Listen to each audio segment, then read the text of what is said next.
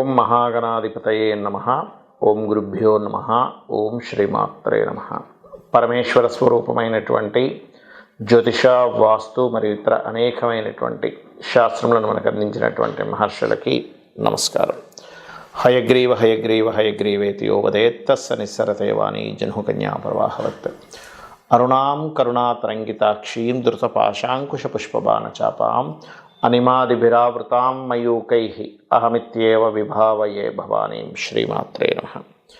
ప్రేక్షకులకి ఆ లలితాంబిక అమ్మవారి యొక్క అనుగ్రహం పరిపూర్ణంగా కలగాలని మనస్ఫూర్తి కోరుకుంటూ మనం ఈరోజు చెప్పుకోబోయేటువంటి టాపిక్ ఏంటంటే, ప్రతి లగ్నానికి లగ్నం తెలియని వారి రాశి నుంచి కేతువు ఎక్కడుంటే ఎటువంటి శుభ ఫలితాలు ఇస్తాడు, ఏ విషయంలో వీళ్ళు జాగ్రత్తగా ఉండాలి, అందులో ముఖ్యంగా మీ లగ్నానికి శుభుడైతే శుభగ్రహాలతో కలిసి ఉంటే మరింత శుభ ఫలితాలు ఇస్తాడు. అదే శుభుడై పాపగ్రహాలతో కలిసి ఉంటే శుభ ఫలితాలు తగ్గుతాయి. ఇది గుర్తుపెట్టుకోండి. అదేవిధంగా ఆ లగ్నాలు కొన్ని లగ్నాలకు పాప అవుతాడు కేతు.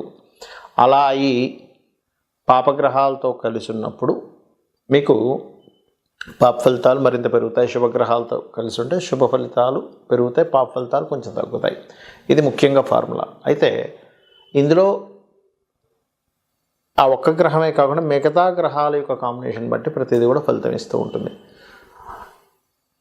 ప్రతి లగ్నానికి ఎటువంటి ఫలితాలు ఇస్తారు, ఏ విషయాల్లో జాగ్రత్తగా ఉండాలి ఆ కేతు ఉన్నప్పుడు అనేటువంటి విషయాలను మనం ఒక్కొక్క లగ్నపరంగా తెలుసుకుందాం. అయితే ఈ విషయాలు చెప్తుంది నేనైనప్పటికీ కూడా చెప్పిస్తుంది సాక్షాత్ లలిత అమ్మవారిగా భావిస్తూ తెలుసుకుందాం. కుంభలగ్నము, కుంభరాశి.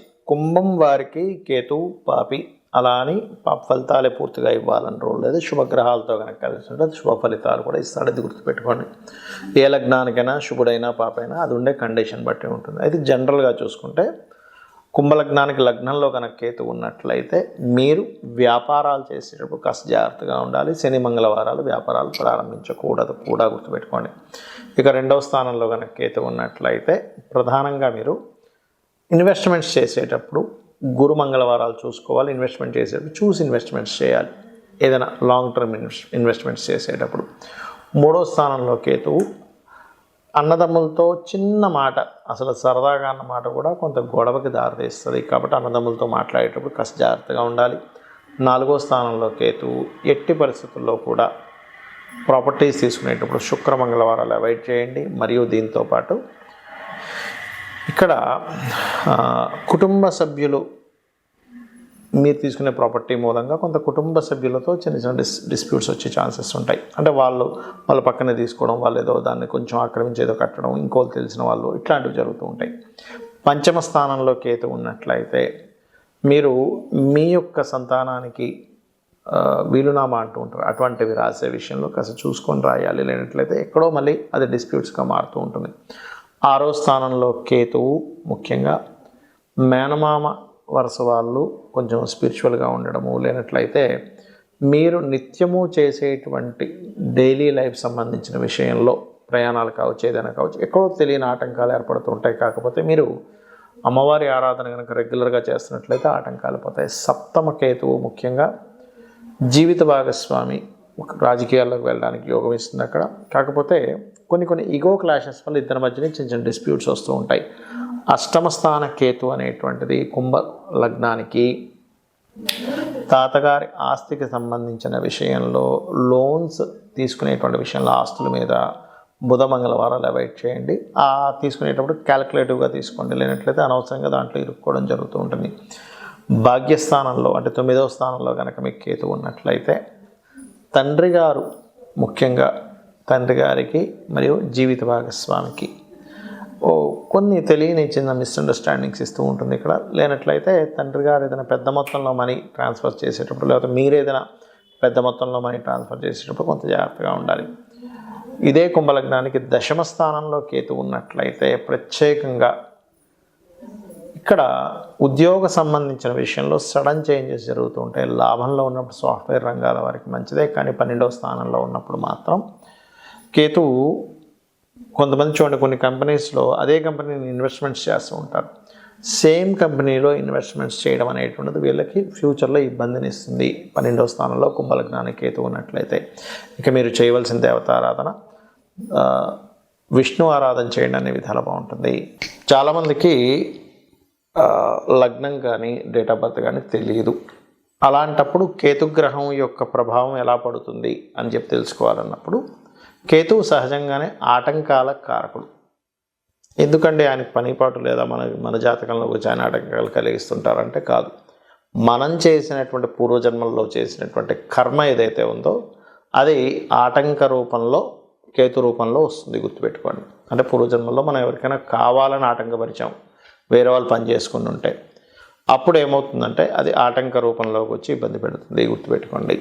అలాగే మరొక విషయం ఏంటంటే ఇక్కడ ఈ ఆటంకాలు ఏవైతే ఉన్నాయో ఇవన్నీ తొలగాలంటే మొట్టమొదటిగా కేతుగ్రహం వల్ల జరుగుతుంది అని మీరు ఎట్లా గుర్తుపట్టాలి?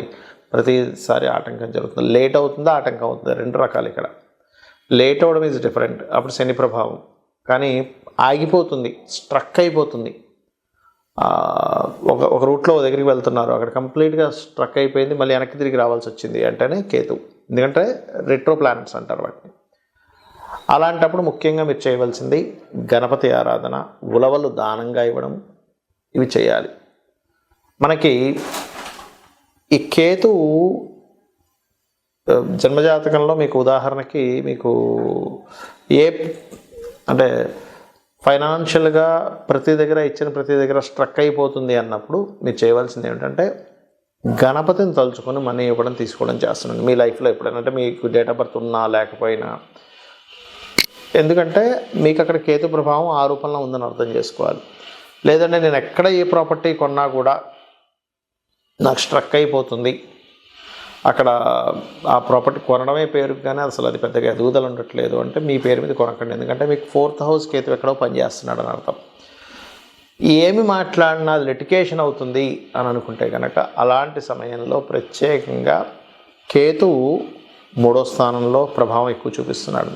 అలాంటప్పుడు లలితా సహస్రనామాల్లో ఓం కర్పూర వీటికామోద సమాకర్షతి గంతరాయ నమః అని చేసుకోండి.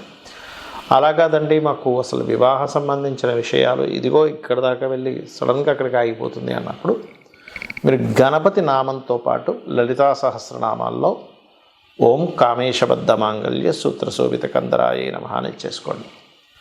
కొంతమందికి అసలు పని చేయాలంటేనే ఇంట్రెస్ట్ లేకపోవడము, ఎక్కడ జాబ్కి వెళ్ళినా కూడా అక్కడ ఏదో కారణం చేత ఆగిపోవడం జరుగుతుంది అనుకోండి. అది 2 కారణాలు అవుతాయి. మీ చార్ట్లో ఎక్కడో శనికేతువులు కలిసి ఉంటారు దశమంలో, లేదా శని రాశుల్లో కేతు ఉంటాడు, లేకపోతే శని కేతు నక్షత్ర పరివర్తన ఉంటుంది. అటువంటి కండిషన్స్లోనే అలా జరుగుతూ ఉంటుంది. అలాంటప్పుడు రెగ్యులర్గా వెంకటేశ్వర స్వామి ఆలయానికి వెళ్ళడము, లేనట్లయితే రావి చెట్టు ఉంటుంది మనకి ఆలయాల్లో, దాని చుట్టూ ఈ యొక్క సర్ప ప్రతిష్ఠ చేసినవి ఉంటాయి, వాటి చుట్టూ ప్రదక్షిణం చేసుకుని వాటి మీద పసుపు నీళ్ళు గంధపు నీరుని అభిషేకంగా చేసి మీరు మీ పనులు మీరు చేసుకుంటున్నట్లయితే ఖచ్చితంగా దాని యొక్క శుభ ఫలితం మీరు చూస్తారంటే అక్కడి నుంచి మీకు ఆటంకాలు అనేటువంటివి తగ్గుతాయి. అలాగే మరి కొన్నిసార్లు ఏమవుతుంటుందంటే కొన్ని విషయాలతో దూరంగా ఉండాల్సి వస్తూ ఉంటుంది. అంటే కొంతమంది చూడండి సంతానం పొందుతారు కానీ సంతానంతో ఎప్పుడు దూరంగానే ఉంటారు, అంటే ఎక్కడో 5వ స్థానంలో కేతు పనిచేస్తున్నాడు. కొంతమంది వివాహం చేసుకొని జీవిత భాగస్వామితో దూరంగా ఉంటూ ఉంటారు, అంటే ఆ అబ్బాయి ఇక్కడ లేకపోతే అమ్మాయి ఇంకో దగ్గర ఎక్కడ ఉండడం, లేకపోతే అమ్మాయి ఇక్కడ ఉంటే అబ్బాయి విదేశాల్లో ఉండడం జరుగుతుంటుంది. వీటన్నిటికీ కారణం ఏమిటి? ఏదైనా ఒక విషయం మీద అందరూ చెప్తున్నా మీకు దాని మీద విరక్తి వైరాగ్యము వద్దనిపించడం జరుగుతుందంటే బికాజ్ ఆఫ్ కేతువు యొక్క ప్రభావం. ఇది మీకు అంటే ఎలాగా ఇప్పుడు కొంతమంది చూడండి ఇంట్లో వివాహం చేసుకోమంటుంటారు కానీ ఇది చేసుకొని అంటుంటాడు. కారణం ఏంటంటే 7th హౌస్కి ఎక్కడో దాని యొక్క ప్రభావం పడింది అని అర్థం. ఆ రకంగా మీకున్నటువంటి గ్రహస్థితి రీత్యా మీరు ఫలానా సంబంధించిన విషయంలో నాకు విరక్తి వైరాగ్యము చాలా ఏదో తెలియని ఒక ఎడబాటు లేనట్లయితే ఆటంకాలు కలుగుతున్నాయంటే ఒకటే గుర్తుపెట్టుకోవాలి, కేతుగ్రహం దగ్గర దీపారాధన చేసుకుంటూ గోవులకి గ్రాసము తినిపిస్తూ గణపతి ఆరాధన కనుక చేసినట్లయితే 100% మీరు ఏదైతే ఇబ్బంది పడుతున్నారో లైఫ్లో, దేంతో అయితే విడదీయబడుతున్నారో 100% దాని నుంచి బయటపడడం జరుగుతుంది. ఇక మీరు ఒక్కొక్క విషయం ఏంటంటే ఎప్పుడు కూడా ఒక గ్రహ సంబంధించినటువంటి ఫలితాలు బ్యాడ్గా వస్తున్నాయి అంటే మీ పర్సనల్ చార్ట్లో ఆ గ్రహానికి సంబంధించిన వాటి జోలికి వెళ్ళకపోవడం మంచిది. అంటే 4th హౌస్లో ఉంది, అప్పుడు మీ పేరు మీద ప్రాపర్టీస్ ఉండకపోవడం మంచిది, గుర్తుపెట్టుకోండి. లేదండి 12th హౌస్లో ఉంది, మీ పేరు మీద ఏదైనా ఇన్వెస్ట్మెంట్స్ చేయకపోవడం మంచిది. లేదండి బుధరాశుల్లో ఉంది కేతు ఎక్కువగా, లేదా బుధుడితో కలిసింది, మీ పేరు మీద బిజినెస్లు ఉండకపోవడం మంచిది. అలాగా అసలు ఏ రాశుల్లో ఉంది, ఏ సంబంధించినటువంటిది ఎలా ఉంది అనేటువంటిది తెలుసుకోవాలి. ఇక్కడ మరొక విషయం ఏంటంటే, మరి చాలామంది సందేహం వస్తుంది, ఏమండి మరి పిల్లల స్థానంలోని వివాహ జీవిత భాగస్వామి స్థానంలోని పెళ్లి చేసుకోకూడదు అంటే అలా కాదు. కొన్నిసార్లు ఏమవుతుందంటే పిల్లల్ని దూరంగా పెంచాల్సినటువంటి స్థితిలో వస్తాయి. అలాంటప్పుడు దాన్ని యాక్సెప్ట్ చేయాలి. కొన్నిసార్లు జీవిత భాగస్వామితో దూరంగా ఉండవలసిన పరిస్థితి వస్తుంది, దాన్ని యాక్సెప్ట్ చేయాలి. యాక్సెప్ట్ చేయకపోతే అక్కడ ఇబ్బంది వస్తుంది, గుర్తుపెట్టుకోండి. ఇక మీరు ప్రతిరోజు లలిత అమ్మవారి యొక్క స్తోత్ర పఠనం చేయండి, అనే విధాలు బాగుంటుంది. శ్రీమాత్రే నమః.